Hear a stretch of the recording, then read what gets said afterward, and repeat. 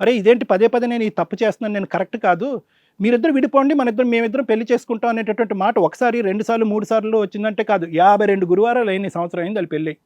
52 గురువారాల పాటు ఆ అమ్మాయిని అనుభవించావు. ఇప్పుడు ఆ అమ్మాయిని గర్భవతి చేసావు 3వ నెల.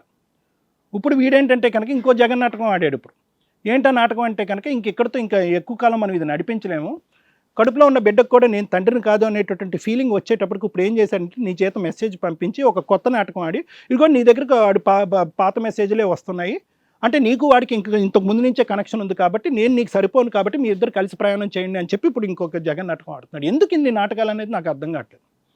అంటే ఫైనల్గా నవీన్ యొక్క ఉద్దేశం ఏంటంటే, నవీన్ నీ దగ్గరకు వస్తున్నాను, నీ యొక్క ఉద్దేశం ఏంటంటే ఒక ప్రేమలో పడినటువంటి ఒక వ్యక్తి చాలా బాధతో ఉంటాడు, ఆ అనుభవం అనేటటువంటిది ఒక భయంకరమైనటువంటి డిప్రెషను, అందులోంచి బయటపడటం అనేది చాలా కష్టం కాబట్టి నేను నా భార్యని ఎవరు మన నానికి దారదత్తం చేసేవనేటటువంటి ఆలోచనతో ఉన్నావు, కానీ నువ్వు స్టేజ్ వైజ్ స్టెప్ వైజ్ నీ భార్యని ఒక పరాయి మగవాడితో అనుభవించేటటువంటి విధంగా 1కి 10 సార్లు ఒక నేరం చేశావు. ఇది నెంబర్ 1. ఇప్పుడేమైంది అంటే కనుక ఫైనల్గా నీ ఆలోచన ఏంటంటే ఇలా చేతులు దులిపేసుకునేటటువంటి విధంగా భార్యను అక్కడ తోసేద్దాం అనుకుంటాం, కానీ ఇక్కడ నువ్వేం చేస్తున్నావు అంటే పెళ్లి అనేటటువంటి పవిత్ర అంశానికి బీట్లు వారింది. ఇక్కడ చాలా ముఖ్యమైనటువంటిది. రెండోది ఏంటంటే కనుక క్యారెక్టర్ అసాసినేట్ చేసి అక్కడ పంపిస్తున్నాం.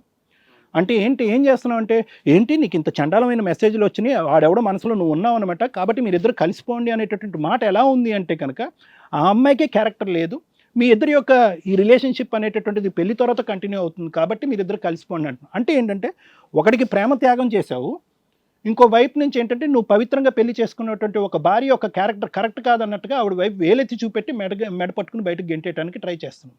సో నువ్వు మంచోడు అనుకోవాలా, దుర్మార్గుడు అనుకోవాలా, పిచ్చోడు అనుకోవాలా? ప్రతిదానికి ఏమంటున్నావు అంటే కనుక నేను డిప్రెషన్లో ఉన్నాను కాబట్టి ఆ ప్రేమ యొక్క బాధ నాకు తెలుసు కాబట్టి వాడికి నా భార్యని ఇచ్చాను అంటున్నావు, కానీ నీ భార్య సంగతి ఏంటి? ఆ అమ్మాయిని ఎందుకు నీ జీవితంలో తీసుకొచ్చిన? ఆ అమ్మాయి పరువేం కావాలి? ఆ అమ్మాయి తల్లిదండ్రులు ఏమవ్వాలి? నీ తల్లిదండ్రుల ఉద్దేశం ఏమంటే వాళ్ళిద్దరు కలిసి ఉండాలని. అదొకేలే బాబు, ఆ సెంటిమెంట్ మాకు అర్థమైంది, ఆ పనికిరాని సెంటిమెంట్. ఆ అమ్మాయి తల్లిదండ్రులకి ఏమని చెప్తావు, నీ పేరెంట్స్కి ఏమని చెప్తావు? వీటన్ని యొక్క లెక్క ఏంటి? ఆ అమ్మాయి ఫైనల్గా అభిప్రాయం ఏంటి? వాడి క్యారెక్టర్ కరెక్ట్ కాదు, ఇప్పుడు వాడితో పడుకోపెట్టినప్పుడు ఒరే ఎదవా నిన్నెందుకురా నా భార్య వదిలేసింది, నీ క్యారెక్టర్లో ఏమైనా తప్పు ఉందేమో, నువ్వు కరెక్ట్ అయినటువంటి మనిషి కాదేమో అని చెప్పి వాడి హిస్టరీ వాడి చరిత్రను అసెస్ చేసావు నువ్వు నీ భార్యను వాడి గదిలోకి తోసే ముందు. వాడు ఒక ఎదవ 10 మంది ఆడవాళ్ళతో తిరిగాడు అనేటటువంటి అనుమానంతో నీ భార్య వాడు గుడ్ బై చెప్పేసి నిన్ను పెళ్లి చేసుకుంది పవిత్రంగా వచ్చి. మరి సో నీ భార్యని ఏం చేసావంటే కనుక ఇంకో 10 మంది ఆడవాళ్ళు పడుకునేటటువంటి వాడితో వెళ్ళి మళ్ళీ పడుకోబెట్టావు. ఇది నువ్వు చేసినటువంటిది.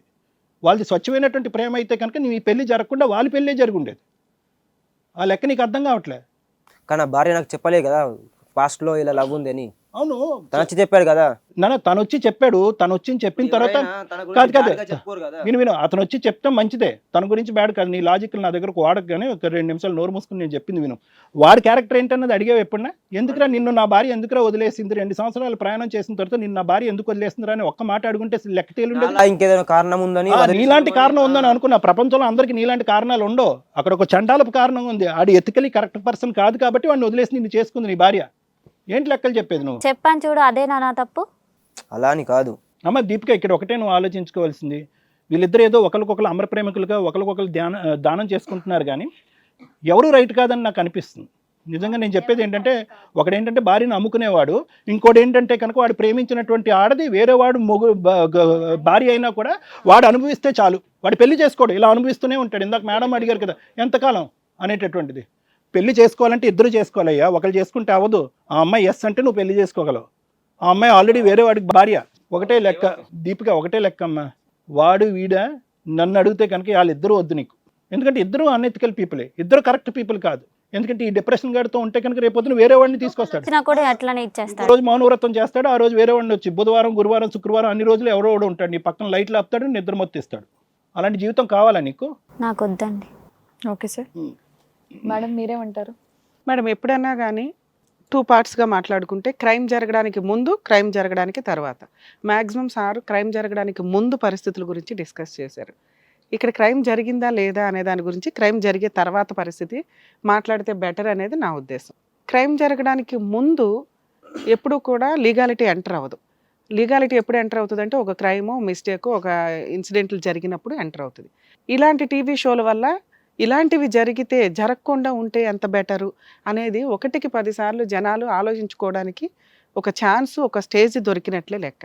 సుప్రీంకోర్టు ఇలా క్రైమ్ పర్సంటేజ్లు పెరుగుతూ వెళ్తుంటే ఓకే, వీళ్ళకి కూడా కౌన్సిలింగ్స్ అవసరం, ముందుగానే ఆపుకోవడం, ప్రికాషన్ చాలా ఇంపార్టెంట్, దీనివల్ల క్రైమ్ పర్సంటేజ్ తగ్గించవచ్చు అనేది మీడియేషన్స్, కౌన్సిలింగ్స్ ఇవన్నీ కూడా సుప్రీంకోర్టు ఎప్పటికప్పుడు అమెండ్మెంట్స్ చేసుకొస్తూ ఉమెన్ పోలీస్ స్టేషన్స్ అని, కౌన్సిలింగ్ సెంటర్స్ అని, లోక్ అదాలత్లో కౌన్సిలింగ్స్ అని ఇవన్నీ ప్రొవైడ్ చేశారు. వాటి గురించి జనాలకి ఎవరికి ప్రాపర్గా అవేర్నెస్ లేదు.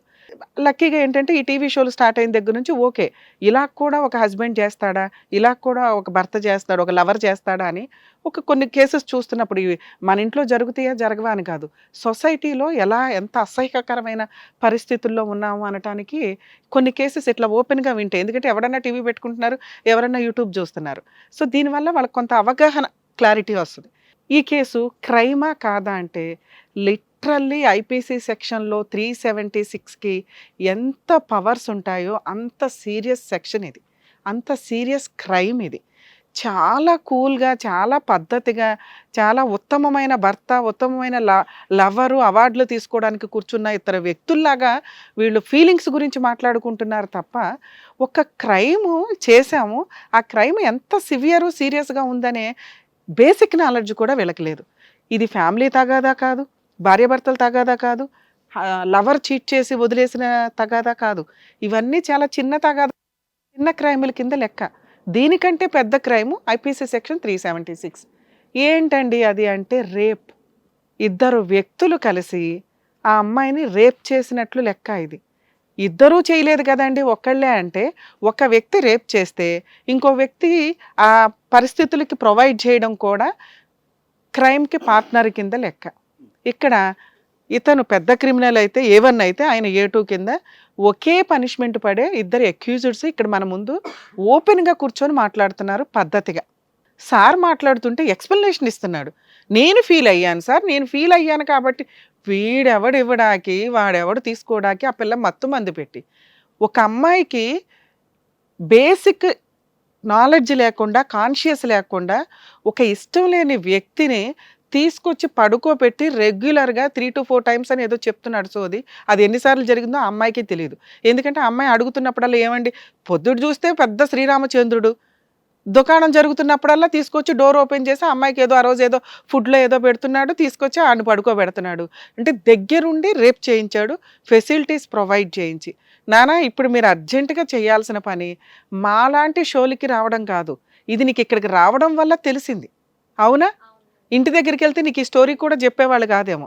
మీ పెద్దవాళ్ళ దగ్గర కూర్చుంటే వెంటనే ఈయన్ని కట్ చేసేసి ఆయన ఏదో స్టోరీ చెప్పి, ఇదిగోండి ఈ ఫోన్ మెసేజ్లు ఉన్నాయి, మీ అమ్మాయే ఎవరితో తిరిగిందో, నీకు కావాలంటే DNA టెస్ట్ కూడా చేయించుకోండి అంటాడు. నీకు ఎప్పటికీ క్వశ్చన్ మార్కే, ప్రెగ్నెన్సీ అలా వచ్చింది ఈయన వల్లే కదా, నేను DNA టెస్ట్కి రెడీ అండి అని నీకు నువ్వు ఛాలెంజ్ చేసుకొని వెళితే చాలా షాక్లో ఉంటావు. అర్థమవుతుందా? నువ్వు ఇక్కడికి రావడం వల్ల ఒక మేజర్ ఇష్యూ బయటపడింది. ఇది చాలా సీరియస్ క్రైమ్ అమ్మ. నీకు ఇష్టం లేకుండా ఒక వ్యక్తి నీకు తెలియకుండా నీ శరీరాన్ని వాడుకున్నాడు. అవును మేడం. అది సివియర్ రేప్ కేసు కింద లెక్క. అబోవ్ 14 years పనిష్మెంట్ పడే కేసు. ఇప్పటికిప్పుడు మీరు పోలీస్ స్టేషన్కి వెళ్ళి కంప్లైంట్ ఇచ్చినా మా ఎపిసోడ్ ఏదైతే వీడియో రికార్డ్ ఉందో మీకు ఇప్పుడే ఒక 1 hourలో ఇస్తాను తల్లి, తీసుకొని వెళ్ళి ఇమ్మీడియట్గా మీరు పోలీస్ స్టేషన్కి వెళ్ళి, మేము ఇప్పుడు మీ పేరెంట్స్తో కూడా మాట్లాడతాము, ఇది నువ్వు మాట్లాడుతున్నంత చిన్న కేసు కాదు, మీరు మాట్లాడుకుంటున్న పులిహార విషయం కాదమ్మా, ఇది చాలా సీరియస్ విషయం. అర్థమవుతుందా? అర్థమైంది మేడం. సో ఈ కేసు కనుక మీరు ఫైల్ చేస్తే ఫ్యామిలీ డిస్ప్యూట్స్ ఇవన్నీ పక్కన, ఇది చాలా సివియర్ కేసు.